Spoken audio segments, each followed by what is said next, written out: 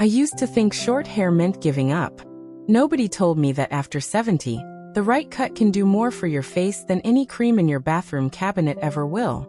Tonight I want to show you 3 haircuts that stylists quietly recommend to their most elegant clients over 70. The ones who walk into a room and just look put together without trying. These aren't trendy cuts chasing a magazine photo. They're built around what actually happens to your face, your hair texture, and your bone structure after 70, and they work with all of that instead of against it. I researched the best hair fixes for women over 50 so you get real, usable answers fast, not vague inspiration. If you haven't subscribed yet, do it now, because I break down a new hair or style fix like this every single week. Part 1. The cut that softens every sharp angle. Here's something most women over 70 never get told at the salon. Your face doesn't just get softer with age, the light around it changes too. And most haircuts are cut for a face that's catching light the way it did 30 years ago. That's the layered bob, cut just above the shoulder with soft, rounded layers framing the jaw. Nobody explains that. They just hand you the same blunt cut you had at 50 and wonder why it suddenly looks harsh. You know the moment. You catch yourself in a shop window and the cut you've had for years suddenly reads heavy, or square, or like it's pulling your whole face down. That's not your face failing you. That's a haircut that stopped being cut for the face you actually have now. The fix is a soft layered bob, cut to sit right at or just below the jaw, with layers built in around the face rather than left blunt. Here's why it works, and it's not just layers are flattering, because that's the kind of vague line that gets repeated without anyone explaining the mechanics. As we age, the face naturally softens at the jawline and the cheekbones sit slightly lower than they used to.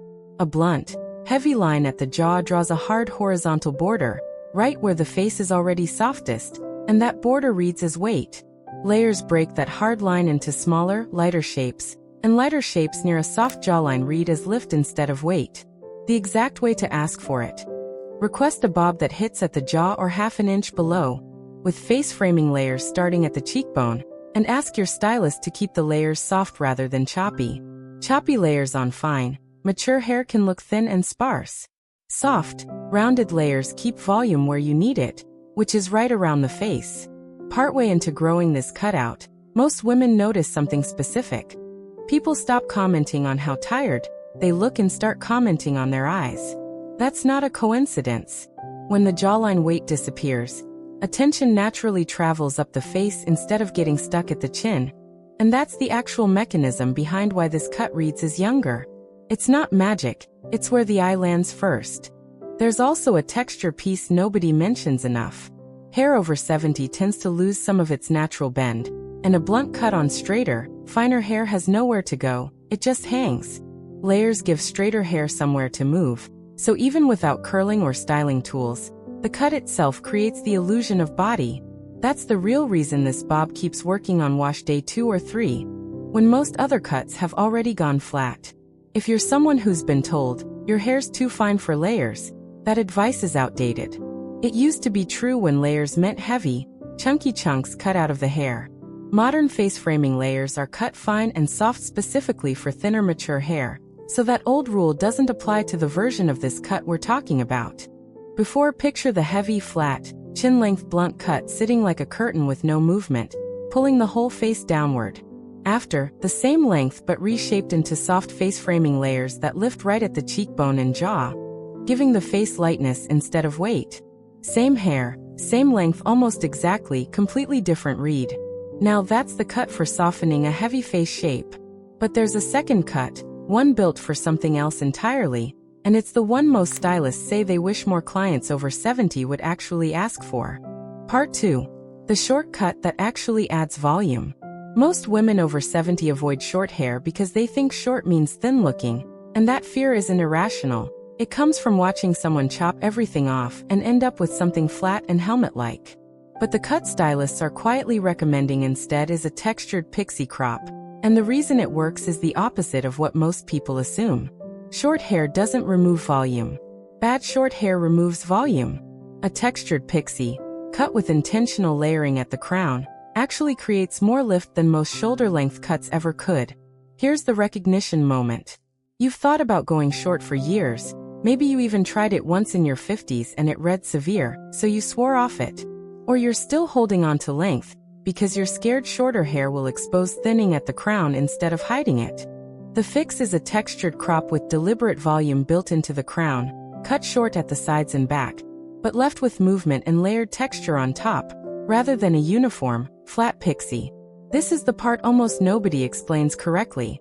The old pixie cut everyone remembers from decades ago was cut close and flat all over, which is exactly what makes thinning crowns look worse, because there's no texture to catch light and create shadow variation. A modern textured crop does the opposite. The top layers are cut at varying lengths on purpose, which means the hair naturally falls in slightly different directions instead of lying completely flat. And that variation is what reads as fullness. Ask for this specifically.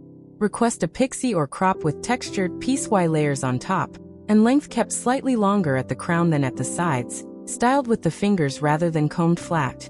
That single instruction, texture over uniformity, is the difference between a pixie that ages someone and one that makes them look sharper and more awake. The snapback moment with this cut is almost immediate, and it's a specific one.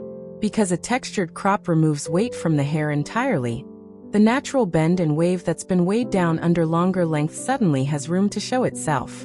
Women who thought their hair had gone completely straight and lifeless in their 70s are often shocked to see actual texture and soft waves appear once the extra length is gone. That's not new hair. That texture was always there, buried under the weight. There's a face shape piece to this too.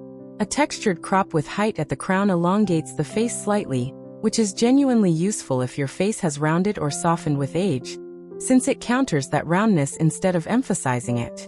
Combined with soft, slightly longer pieces left near the temples, it also frames the eyes rather than exposing the whole face at once, which is the part people worry about most when they picture going short.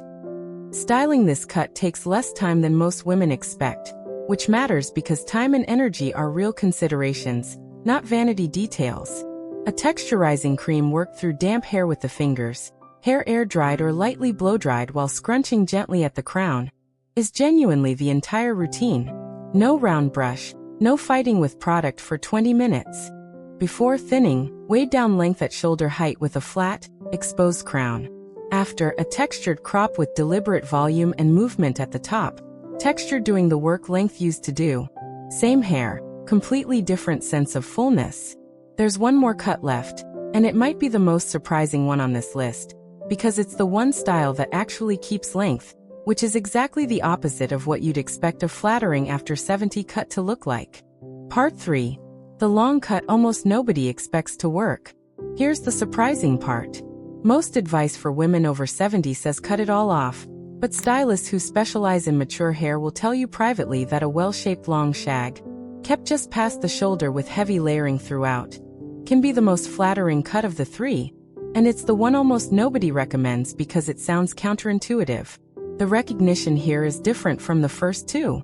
This isn't about a cut going wrong, it's about a fear of being told your hair is too old for a style you've always loved. Maybe you've kept your length for decades, and something in you resists the idea that aging means cutting it all off. And you've quietly wondered if that resistance means you're just not accepting getting older. The fix isn't cutting the length off, it's restructuring it. A long shag with heavy interior layering, starting as high as the crown and cut all the way through the ends, plus a soft curtain fringe framing the face. This is the mechanism nobody explains. Long hair over 70 doesn't look aging because of its length. It looks aging when it's cut with the same weight distribution as it was decades ago, which means all the density sits at the bottom, and none of it moves near the face. A shag redistributes that weight. It removes bulk from the ends and adds movement up near the crown and cheekbones, so the length stays but the silhouette completely changes. Here's exactly what to ask for. Heavy layers starting at the crown, not just the ends, a face-framing curtain fringe that starts above the brow and sweeps outward, and enough thinning through the mid-lengths that the ends don't sit as one dense, heavy sheet.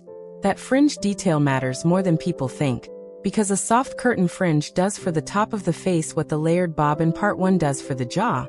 It breaks a hard line and adds lightness right where the eyes need it most. The result women notice with this cut is specific and almost always mentioned the same way. It's some version of "I finally look like myself with gray hair." because the shag lets silver or white hair show its natural texture and light-catching quality instead of hanging flat and dulling everything. Heavy, blunt long hair tends to absorb light. A well-layered shag reflects it, especially at the crown and around the face. There's a practical piece too, since long hair over 70 comes with real texture changes stylists deal with constantly. Hair often becomes drier and more prone to static or flyaways with age, and a heavily blunt cut makes those flyaways more visible because there's nothing to blend them into. Layering hides that. Individual pieces sit at different lengths, so a stray flyaway blends into the layer structure instead of standing out against a flat, solid edge. If you've been told long hair after 70 ages, what was actually happening is the cut wasn't restructured for how your hair behaves now, not that the length itself was the problem. That distinction matters because it means you don't have to give up something you love. You just have to ask for it differently at the chair. Before, long, flat, heavy hair with all its density sitting at the ends and no movement near the face. After, the same length reshaped into a layered shag with a soft curtain fringe, movement built in from the crown down. Same length, entirely different energy. So we've covered softening a heavy face, adding volume through short hair, and keeping length the right way. But there's one thing that determines whether any of these three cuts actually work for you. And it has nothing to do with the cut itself. Part 4.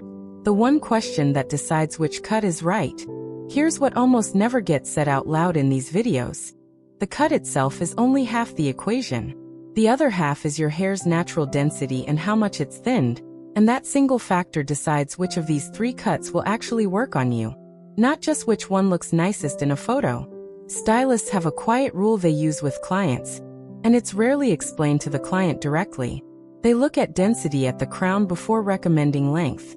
If the crown has thinned significantly, going longer with heavy layering, like the shag from part 3, can actually expose more scalp than it hides, because long layered hair needs a certain amount of density to create that movement effect.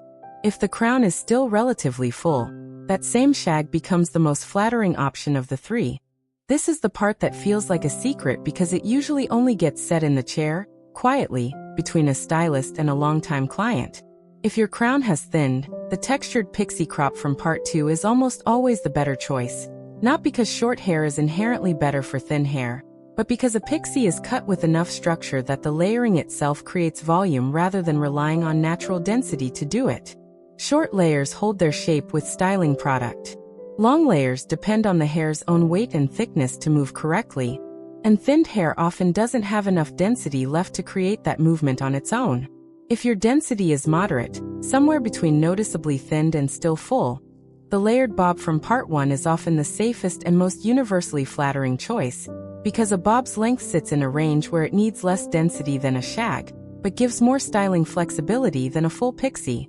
Here's a simple way to check this yourself before your next appointment. Since not every stylist walks a client through this, take a small section of hair right at your crown between 2 fingers, and look at how much scalp shows through in natural light. If you can see scalp clearly through that section, you're dealing with more visible thinning, and shorter, more structured cuts will serve you better. If the section still looks relatively dense and covers the scalp easily, you have more flexibility, and any of the 3 cuts, including the long shag, is genuinely on the table. This is exactly why the same cut can look stunning on one 70-year-old and disappointing on another. And it has nothing to do with age itself. 2 women the same age can have completely different density, and a cut chosen for density rather than just trend or preference is the difference between a haircut that photographs well once and one that actually holds up on wash day 4, in humidity, and after a full night's sleep.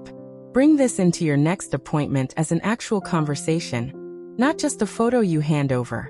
Tell your stylist what your crown density looks like, mention whether you've noticed more scalp showing over the last year or 2, and ask them directly which of these 3 structures, the layered bob, the textured crop, or the long shag, fits that density. A stylist who's paying attention will adjust the exact layering plan based on that answer, not just cut whatever's in the photo you brought in. Before walking into a salon with a photo and hoping for the best, no real plan behind the choice. After, walking in knowing exactly which of these 3 cuts your density actually supports, and asking for it with confidence instead of guessing. That's the real transformation this video was about, not just the cuts themselves, but knowing which one is actually yours. So now you know 3 cut stylists actually recommend after 70. The layered bob for softening a heavy jaw, the textured crop for real volume, and the long shag for keeping length the right way, plus the one density question that tells you which one is yours. That's more than most women learn in years of guessing at the salon chair. Tell me in the comments, which of these 3 are you walking in and asking for first, the bob, the crop, or the shag? Next week I'm breaking down the exact color mistakes that make silver and gray hair look dull instead of luminous, so you'll want to be here for that one. Like this video, subscribe to Timeless Wisdom Path, and I'll see you in the next one.